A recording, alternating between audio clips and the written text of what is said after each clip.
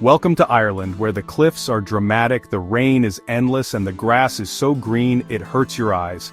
I'm Casey O'Malley, and today, we're heading to the very edge of the island. We're talking about cliffs so wild and beautiful, they make you forget you can't feel your face or your toes. Why stand on a wind-battered precipice?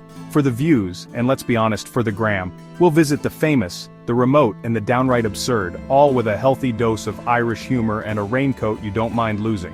So grab your flask, your sturdiest hat, and let's dive, figuratively, into Ireland's most jaw-dropping coastal secrets. Ready? Let's get this show on the road before the next rainstorm finds us.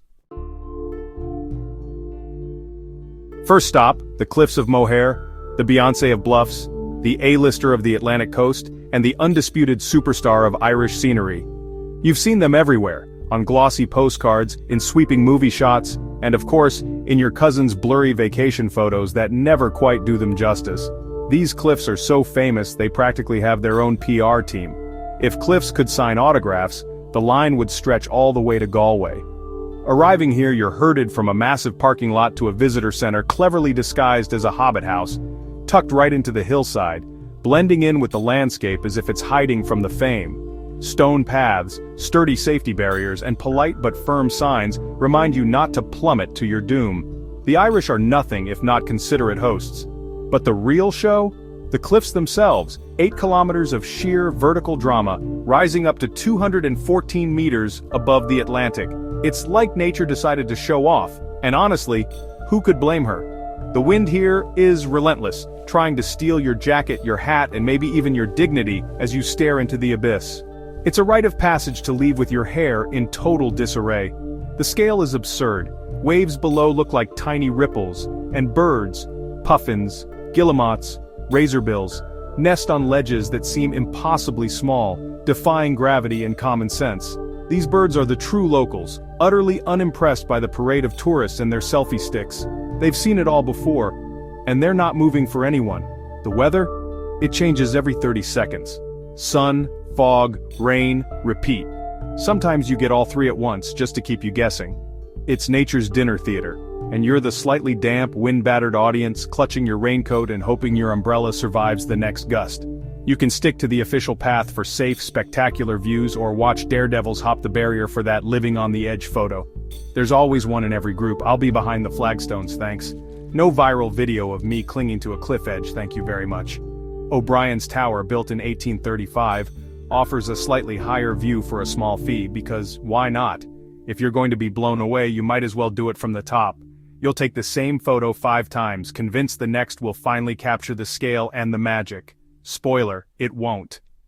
The cliffs refuse to fit inside your phone. This is something you have to feel. The wind, the roar, the lurch in your stomach as you peer over the edge. It's a full-body experience. After your existential awe, retreat to the visitor center for overpriced coffee and a scone. It's the unofficial recovery zone for windswept souls. Everyone here shares the same windswept look and dazed expression. You've all stood on the edge of the world, and it shows. The Cliffs of Moher are the gateway drug to Irish cliffs, polished, popular, and undeniably magnificent. They're the headline act but not the whole story, but they're just the beginning. The real adventure is still ahead. Ireland has wilder, more remote secrets up its sleeve, places where the only sound is the wind and the waves and you might just have the view all to yourself. So we tick the box, take the photos, and crucially, avoid being blown into the sea. It's all part of the experience.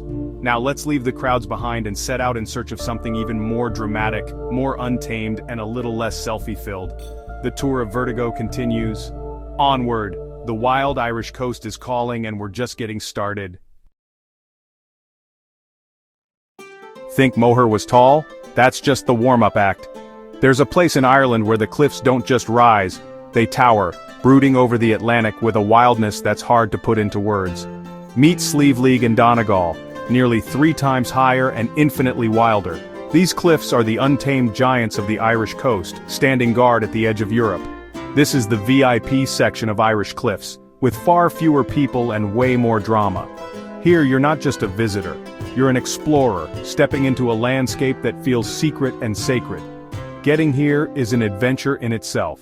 Narrow, winding roads, sheep-blocked gates, and a car park that feels like the edge of the world. The journey is half the fun, and every twist in the road builds anticipation. There's no visitor center, no crowds, just raw mountain and ocean. It's a place where nature is left to its own devices, and you're invited to witness it. The walk-up reveals cliffs that don't just drop, they cascade in a riot of color, green, gray, purple, and deep blue. Each layer tells a story millions of years in the making, shaped by wind, rain, and relentless waves. It feels ancient, untouched, and humbling. Standing here, you sense the weight of time and the insignificance of your own worries. For the truly brave, there's one man's pass, a knife-edge ridge with terrifying drops on either side. It's a test of nerve and balance. I'll pass, thanks, but for some, it's the ultimate thrill. History is everywhere. Early Christian ruins, beehive huts, and echoes of ancient pilgrims who once sought solitude here. And the ghosts of monks who meditated on the abyss, finding peace in the roar of the wind and the endless horizon. The silence is profound, just wind, gulls, and the distant ocean. It's a rare kind of quiet that makes you listen to your own thoughts. It's a place for quiet awe, until the weather turns and you're suddenly inside a cloud, the world vanishing into mist and mystery. Here, danger feels real. The paths are rough, the drops are close, and you're responsible for your own safety. It's nature, unfiltered, and it demands your respect. Look down. Fishing boats look like toys, dwarfed by the sheer scale of the cliffs. The ocean below seems impossibly far away, and the pilgrim's path snakes to the water below, a reminder of the journeys people have made here for centuries. Sleeve League is the connoisseur's cliff, challenging, rewarding, and unforgettable. It's a place for those who seek something deeper than a postcard view. It doesn't shout for attention, it waits for you to discover its power. The solitude here is a gift, a rare chance to be alone with your thoughts and the wild. Sometimes the best treasures are a little further off the beaten path. Sleeve League is one of those treasures, waiting, brooding, and unforgettable for those willing to seek it out. Next, we ferry to the Aran Islands and climb to Dun Angasa on Ynys Moor, where history and vertigo collide.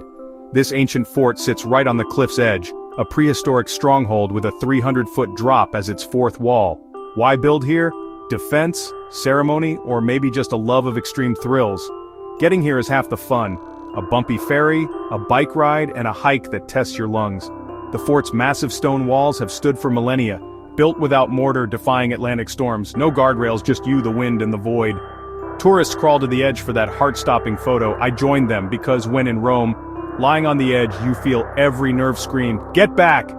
The chevaux de frise, upright, jagged stones, remind you this was once a place of conflict.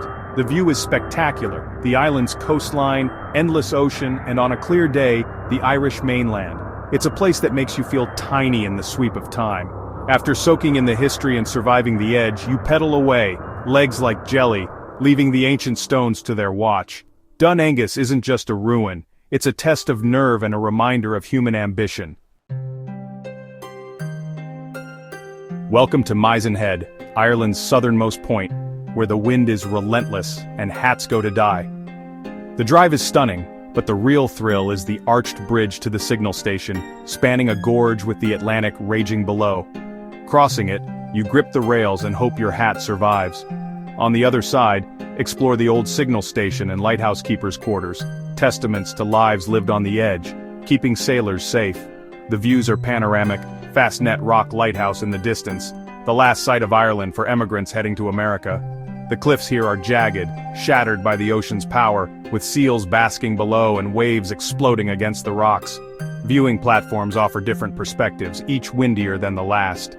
The wind is a physical force, making your eyes water and your spirit soar. Mizen Head is a place of endings and beginnings, the last punctuation mark on Ireland, and a place of poignant farewells. After being thoroughly wind-blasted, you cross the bridge back feeling like a survivor. Mizen Head is a must-visit natural drama, human history, and a sensory assault in the best way. Just remember, leave your favorite hat in the car. Want to get even closer to the edge? If you think you've seen it all, think again. This is not your average scenic stroll. Welcome to the Gobbins, a cliff path bolted right into the rocks above the wild Irish Sea, where the land seems to defy gravity and adventure is built into every step. This isn't a stroll, it's an adrenaline-fueled journey for those who crave a little danger with their fresh air. Before you even set foot on the path, You're handed a hard hat and given a thorough safety briefing because here, the cliffs don't play around. The path plunges steeply downward, then snakes along the cliff face, suspended high above the churning, restless sea below. Every step is a reminder of just how far you are from solid ground. You'll cross swaying bridges, duck into echoing caves, and walk through the famous tubular bridge, a metal tunnel that clings to the rock, connecting sea stack to mainland in a feat of engineering. Along the way, expert guides point out the dramatic geology and the thriving seabird colonies, guillemots, razorbills, kittiwakes, and if you're lucky, a puffin or two perched on the ledges. Here, you're a guest in their world, watched with mild curiosity by the true locals of the cliffs. The caves are dark, mysterious, and echo with the thunderous roar of the ocean, making you feel both small and exhilarated. In these moments, you're grateful for the hard hat, one more layer between you and the raw power of nature. Here, you don't just see the waves, you feel the icy spray on your face, taste the salt in the air, and hear the relentless thunder of the sea up close. The Gobbins demands your full attention. Narrow walkways, steep steps, and swaying suspension bridges keep your heart pounding and your senses on high alert. By the end, your legs are tired, your nerves are buzzing, but your spirit is absolutely soaring with accomplishment. The path's history is as wild as the walk itself. Originally built in 1902, then painstakingly restored for a new generation of thrill seekers and nature lovers. After the lung-busting climb back up, you and your fellow adventurers share a sense of camaraderie and accomplishment that only comes from facing a challenge together. You've survived the Gobbins, and you've truly earned the t-shirt, the memories, and the bragging rights that come with it. And there you have it, Ireland's cliffs, stunning views, unpredictable weather, and a healthy dose of vertigo. We've stood on the edge at Moher, felt dwarfed at Slieve League, tempted fate, at Dun Aengus, braved the wind at Mizzen Head and clung to the rocks at the Gobbins. Ireland's coastline isn't just scenery, it's an experience for all your senses. These cliffs are the story of Ireland, written in stone and wind. If you get the chance, come see for yourself. Just bring layers, waterproofs, and a sense of humor. Ireland will test you, but reward you with unforgettable beauty. Thanks for joining me on this vertical adventure. Now if you'll excuse me, I need to find somewhere very flat, maybe a nice safe parking lot.